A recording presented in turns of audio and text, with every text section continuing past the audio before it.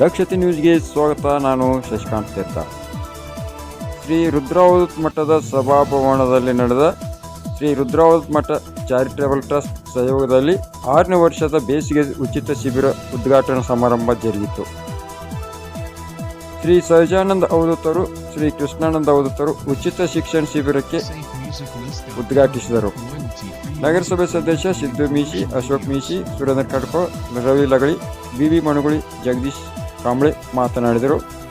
ಇದೇ ಸಂದರ್ಭದಲ್ಲಿ ಪ್ರಕಾಶ್ ಮೀಶಿ, ಶಿವಪ್ಪ ಕಡ್ಕೋ, ಭೀಮ್ಸಿ ಗಡ್ಕರ್, ಮಹಾದೇವ್ ಕಡ್ಕೋ, ಜಗದೀಶ್ ತರ್ತರಿ, ಶಿವಾನಂದ್ ಮೀಶಿ, ಶಶಿಕಾಂತ್ ತೇರ್ದಾಳ್, ದಿಲೀಪ್ ದಾಶಾ, ಕುಮಾರ್ ಕಾಂಬ್ಳೆ, ರುದ್ರಪ್ಪ ಲಗಳಿ, ಸತ್ಯಪ್ಪ ಕಾಂಬ್ಳೆ, ತ್ರಿಸಲ್ ದರೇನವರು ಸೇರಿದಂತೆ ವಿದ್ಯಾರ್ಥಿಗಳು ಹಾಗೂ ಮಹಿಳೆಯರು ಅನೇಕರು ಇದ್ದರು. ಬೇಸಿಗೆ ಉಚಿತ ಶಿಬಿರಕ್ಕೆ ಬಂದ ವಿದ್ಯಾರ್ಥಿಗಳಿಗೆ ಪಠ್ಯಪುಸ್ತಕಗಳನ್ನು ಶ್ರೀ ಸಹಜಾನಂದ ಅವಧೂತರು ವಿತರಣೆ ಮಾಡಿದರು.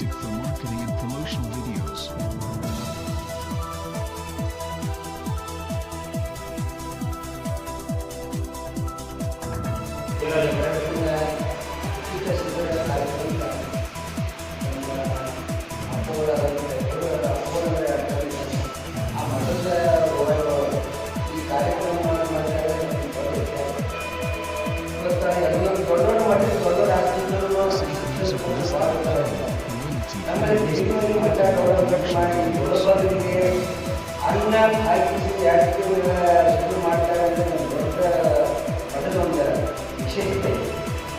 ಇವತ್ತು ಈಗ ಗುರುಗಳು ಸುತ್ತ ಮುಖಾಂತರ ಡಿಗ್ರಿ ಮಾಡಕ್ಕೆ ಬಂದರೆ ಮಠದ ಒಂದು ದೊಡ್ಡ ಈ ಮಠದ ಬಗ್ಗೆ ಏನಂತ ಹೇಳ್ಬೇಕಾದ್ರೆ ನಾವು ಕಲಿಲಾಗಿ ಈ ಮಠ ಈ ಟೈಪ್ ಮಾಡ್ತಾರೆ ಮಠದ ಗುಣ ಪ್ರಧಾನ ನನಗೆ ಗೊತ್ತಿಲ್ಲ. ಈ ಮಠದ ತಾಕತ್ತು ಯಾರಿಗೆ ಆಟ ನನಗೆ ಸ್ವಲ್ಪ ಆಗ್ತಾಗೆ ನಾನು ಏನು ಮಾಡ್ತೀನಿ ಮಠದ ಬಗ್ಗೆ ನಾವು ಒಂದು ಅಭಿಮಾನ ಪಟ್ಟು ಮಠ ನಾವು ಗುರುಗಳು ನಮ್ಮವರು ಮಠ ನಮ್ಮದು ಅಂತ ಭಾವಿಸೋದು ಬಂದವರು. ಈ ದೇವಿಗೆ ಮ್ಯಾಗೆ ಮಠ ಮಾಡ್ತೀವಿ ಅಂದರೆ ಕರ್ನಾಟಕದ ಒಂದು ಮೊದಲೇ ಮಠ ಅಂತ ನಾನು ದೊಡ್ಡ ದೊಡ್ಡ ಶ್ರೀಮಂತ ಮಠಗಳು ದೊಡ್ಡ ದೊಡ್ಡ ಆಸ್ಪತ್ರೆ ಏನು ಮಾಡ್ತಾರ ಅವರು ದೊಡ್ಡ ದೊಡ್ಡ ಪಂಡಿತರು ಪಂಡದಾಗ ಏನು ಮಾಡ್ತಾರೆ ಏನು ನೋಡಿದ್ರೆ ದೊಡ್ಡ ಅದ್ಭುತ ಪವಾಡ ಈ ಮಠ. ಅವರಲ್ಲಿ ಯಾವುದೇ ಥರದ ಭೇದತ್ವ ಇರಬಾರ್ದು ಅನ್ನುವಂಥ ದೃಷ್ಟಿಯಿಂದ ಈ ಶಿಬಿರವನ್ನು ಏನು ಮಾತಾಡೋದು ಏರ್ಪಡಿಸ್ತಾರೆ.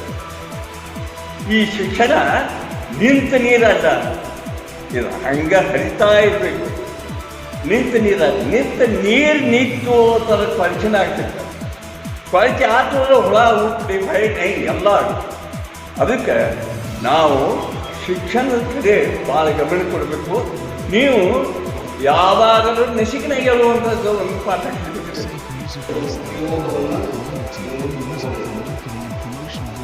ನಾನು 3 ಮಂತ್ರಗಳನ್ನು ಗಮನದಲ್ಲಿಟ್ಕೊಂಡು ಇರಬೇಕು ಅಂತ ತಿಳಿಸ್ತಾ ಇದ್ದೇನೆ. ಏನಂದರೆ ಶಿಕ್ಷಣ, ಸಂಸ್ಕಾರ, ಈ 3 ಮಂತ್ರಗಳನ್ನು ನೀವು ಪುನಃ ಬೆಳೆದಾಗ ಅವರನ್ನು ಸ್ಮರಣೆ ಮಾಡ್ತಾ ಇರಬೇಕು. ಇರುವವರಿಗೆ ಅಷ್ಟೇ ಅಲ್ಲ, ಏನದು ಏನು ಹೇಳೋದು ಶಿಕ್ಷಣ, ಸಂಸ್ಕಾರ, ಶಿಸ್ತು. ಈ ಸಂಸ್ಕಾರ ಮತ್ತು ಶಿಸ್ತು ಇದು ಬಹಳ ಮಹತ್ವದ ಒಂದು ವಿಷಯ ನಮ್ಮೆಲ್ಲರಲ್ಲೇ. ಹೀಗೆ ಶಿಕ್ಷಣವನ್ನು ಚೆನ್ನಾಗಿದ್ದೀವಿ. ಮುಂದಿನ ದಿನಮಾನಗಳಲ್ಲಿ ನೀವು ಉನ್ನತವಾದಂಥ ವ್ಯಕ್ತಿಗಳಾಗಲಿಕ್ಕೆ ಈ ಒಂದು ವೇದಿಕೆಯನ್ನು ಹಾಕುವಂಥ ವಿಚಾರಗಳನ್ನು ಮಕ್ಕಳಿಗೆ ಈ ಸಂದರ್ಭದಲ್ಲಿ ಏನಪ್ಪ ಅಂದ್ರೆ ಮನಸ್ಸು ಭಾಳ ಚಂಚಲ ಇರುತ್ತೆ. ಆ ರೀತಿ ಚಂಚಲ ಆಗುವುದಕ್ಕೆ ನಾವು ಮನಸ್ಸನ್ನು ಒಂದೇ ಒಂದು ವಿಷಯದಲ್ಲಿ ಇಟ್ಕೊಂಡು ಬಹಳ ಮುಖ್ಯವಾಗಿ ನಮ್ಮ ಆಹಾರ, ಗಾಳಿ, ನೀರು ಯಾವ ಸುದ್ದಿಗೆ ನಾವು ಹೊಂದಿರ್ತೀವಿ.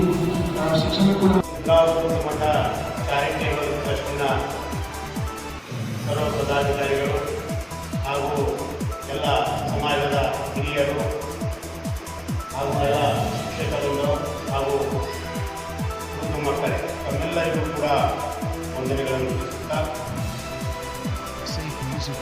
ಈ ಒಂದು 6ನೇ ವರ್ಷದ ಉಚಿತ ಬೇಸಿಗೆ ಶಿಬಿರ ಅಂತಕ್ಕಂಥದ್ದು ಉದ್ಘಾಟನೆ ಆಯಿತು. ಇವತ್ತು ಉದ್ಘಾಟನೆ ಆಯಿತು. ನಾಳೆಯಿಂದ ತರಗತಿಗಳು ಪ್ರಾರಂಭ ಆಗ್ತಾ ಇದ್ದಾವೆ. ಈಗಾಗಲೇ ಶಿಕ್ಷಕರೆಲ್ಲ ಮಾತಾಡಿದ್ದಾರೆ. ಇಲ್ಲಿ ಇರ್ತಕ್ಕಂಥ ವಿದ್ಯಾರ್ಥಿಗಳು ನೀವು ಯಾವುದಕ್ಕೋಸ್ಕರವಾಗಿ ಬಂದಿದ್ದೀರಿ? ಶಿಕ್ಷಣ ಪಡೆಯಲಿಕ್ಕೆ. ನಿಮ್ಮ ಮುಖ್ಯ ಗುರಿ ಶಿಕ್ಷಣ ಪಡೆಯುವುದಾಗಿರಬೇಕು. ಜೊತೆಗೇನೆ ಇಲ್ಲಿ ಇರ್ತಕ್ಕಂಥ ವಸ್ತುಗಳಿಗಾಗಲಿ ಯಾವುದೇ ಒಂದು ಹಾನಿ ಆಗಬಾರ್ದು. ನೀವು ಇರ್ತಕ್ಕಂಥ ರೂಮಿನಲ್ಲಿ ಬಲ್ಬ್ ಹೊಡೆಯೋದಾಗಲಿ ಏನೋ ಈಗ ಕೆಲವೊಬ್ಬರು ಇರ್ತಾರೆ, ಆ ರೀತಿಯಾಗಿ ಯಾವ ವಸ್ತುಗಳು ಕೂಡ ಹಾನಿಯನ್ನು ಮಾಡಬಾರ್ದು. ಮೊದಲನೇ ಮಾತು. ಎರಡನೇದು, ನೀವು ಇರ್ತಕ್ಕಂಥ ಸುತ್ತಮುತ್ತ ಎಲ್ಲ ಪರಿಸರವನ್ನು ಸ್ವಚ್ಛವಾಗಿಟ್ಕೋಬೇಕು. ನಂತರ ಶಿಕ್ಷಕರ ಮಾತುಗಳನ್ನೆಲ್ಲ ಪಾಲಿಸಬೇಕು. ಇಷ್ಟು ಮಾಡಿಕೊಂಡು ಜೊತೆಗೆ ನೀವು ಶಿಕ್ಷಣವನ್ನು ಪಡೆದುಕೊಳ್ಳಬೇಕು. ಯಾಕಂದ್ರೆ ಶಿಕ್ಷಣ ಅಂತಕ್ಕಂಥದ್ದು ಉಚಿತವಾಗಿ ಸಿಗ್ತಕ್ಕಂದ್ರೆ ಅದಕ್ಕೆ ಸ್ವಲ್ಪ ಮಹತ್ವ ಕಡಿಮೆ ಅಂತ ಹೇಳಿ, ಆದ್ರೆ ಉಚಿತ ಅಂತ ಹೇಳ್ತಾರಲ್ಲ, ಅದು ಮಾತೇ ಇದೆ. ಏನು ಹಿತ್ತಿರ ಗಿಡ ಬಂದಲ್ಲ ಅಂತಲೂ ಹೇಳ್ತಾರೆ. ಅಥವಾ ಯಾವುದು ಉಚಿತವಾಗಿ ಸಿಗ್ತದೋ ಅದಕ್ಕೆ ಬೆಲೆ ಇರೋದಿಲ್ಲ ಅಂತಾರೆ. ಆದ್ರೆ ಅದರ ಬೆಲೆ ತಿಳ್ಕೊಂಡವರಿಗೆ ಗೊತ್ತು. ಈಗ ನೀವು ಸಾಮಾನ್ಯವಾಗಿ ಇಲ್ಲಿ ಬಂದಿರಿ, ನಿಮ್ಮ ತಂದೆ ತಾಯಿಗಳು ಎಷ್ಟು ಕಷ್ಟಪಟ್ಟು ನಿಮ್ಗೆ ಶಿಕ್ಷಣ ಕೊಡಿಸೋದು ನೀವು ಅರಿವಿರ್ಬೇಕಲ್ಲ, ನಿಮ್ಗೆ ಜ್ಞಾನ ಇರಬೇಕು, ತಿಳುವಳಿಕೆ ಐತಿಲ್ಲ. ನಿಮ್ಗೆ ಶಿಕ್ಷಣವನ್ನು ಪಡಿಸ್ಬೇಕಾದ್ರೆ ನಿಮ್ಮ ತಂದೆ ತಾಯಿಗಳು ಎಷ್ಟೊಂದು ಕಷ್ಟವನ್ನು ಪಡ್ತಾ ಇದ್ದಾರೆ. ಈಗ ಸಾಮಾನ್ಯವಾಗಿ ನೀವು ಇಲ್ಲಿ 45 ದಿವಸ 50 ದಿವಸ 7 ತಿಂಗಳ ತನಕ ನಡೀತದ ಶಿಬಿರ. ಇದರಲ್ಲಿ ಚೆನ್ನಾಗಿ ನೀವು ಶಿಕ್ಷಣ ಪಡ್ಕೊಂಡು ಹೋದ್ರಿ ಅಂದ್ರೆ ನಿಮ್ಮ ತಂದೆ ತಾಯಿಗಳಿಗೆ ನೀವು ಆ ಫೀಸನ್ನು ಹೊರಗಡೆ ಕೊಟ್ಟು ಕಲಿಬೇಕಾಗ್ತದಲ್ಲ, 10,000 to 12,000 ರೂಪಾಯಿ ಫೀಸ್ ಅದ. ನೀವು 10ನೇ ಹುಡುಗರಿಗೆ 3 ಸಬ್ಜೆಕ್ಟ್ ಕೂಡ ಮುಗಿಸ್ಕೊಳ್ಬೇಕಂದ್ರೆ 10,000 to 12,000 ರೂಪಾಯಿ ಫೀಸ್ ಐತೆ. ಅದನ್ನು ನಿಮ್ಮ ತಂದೆ ತಾಯಿಗಳೇ ಉಳಿಸಿದಂಗೆ ಆಗ್ತದೆ. ಅದೇ 10,000 ರೂಪಾಯಿ ನಿಮ್ಮ ತಂದೆ ತಾಯಿಗೆ ಗಳಿಸ್ಬೇಕಾದ್ರೆ ಎಷ್ಟು ಕಷ್ಟಪಡ್ತಾರೆ.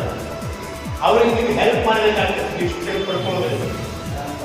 ಆದ್ದರಿಂದ ನೀವೆಲ್ಲರೂ ಕೂಡ ಶಿಸ್ತಿನಿಂದ ಒಳ್ಳೆಯ ಒಂದು ಇಚ್ಛೆಯಿಂದ, ಉಚ್ಚಟ ಇಚ್ಛೆಯಿಂದ ಶಿಕ್ಷಣವನ್ನು ಸರಿಯಾಗಿ ನೀವು ಪಡೆದುಕೊಳ್ಬೇಕು.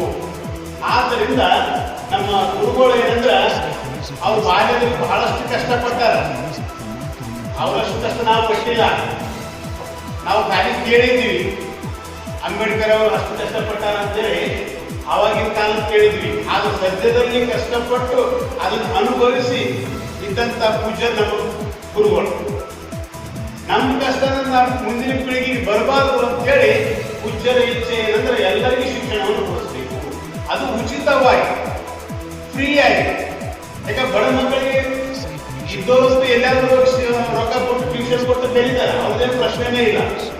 ಬಡ ಮಕ್ಕಳು ಹೋಗಿ ಕಲಿಬೇಕಂದ್ರೆ 10,000 ರೂಪಾಯಿ ಎಲ್ಲಿ ತರೋದು 2 ತಿಂಗಳಿಗೆ ಅಂತೇಳಿ ಅಂಥವ್ರಿಗೆ ನಾವೆಲ್ಲ ಉಚಿತವಾಗಿ ಊಟ ವಸತಿ ಎಲ್ಲ ಕೊಟ್ಟು ಶಿಕ್ಷಣವನ್ನು ಕೊಡಬೇಕು ಅಂತೇಳಿ ನಮ್ಮ ಗುರುಗಳ ಇಚ್ಛೆ ಐತಿ. ಆ ಇಚ್ಛಾನುಸಾರವಾಗಿ ನಮ್ಮ ಮಠದ ಟ್ರಸ್ಟ್ ಕಮಿಟಿಯವರು ಕೂಡ ಎಲ್ಲರೂ ಸಹಕಾರಿ ಇದ್ದಾರೆ. ಅದರ ಸದುಪಯೋಗವನ್ನು ನೀವೆಲ್ಲರೂ ಚೆನ್ನಾಗಿ ಪಡ್ಕೊಂಡು ಹೋದ್ರೆ ನಿಮ್ಮ ತಂದೆ ತಾಯಿಗಳಿಗೂ ಕೂಡ ಹೆಸರು ತರ್ತೀರಿ, ಇಲ್ಲಿ ಮಠದ ಕೀರ್ತಿನೂ ತಂದಂಗೆ ಆಗ್ತದ. ಆದ್ರಿಂದ ಆ ರೀತಿಯಾಗಿ ನೀವೆಲ್ಲರೂ ನಡ್ಕೊಂಡು ಆ ಶಿಕ್ಷಣವನ್ನು ಪಡ್ಕೋರಿ ಅಂತೇಳಿ ನನ್ನೆರಡು ವಾಣಿಗಳನ್ನು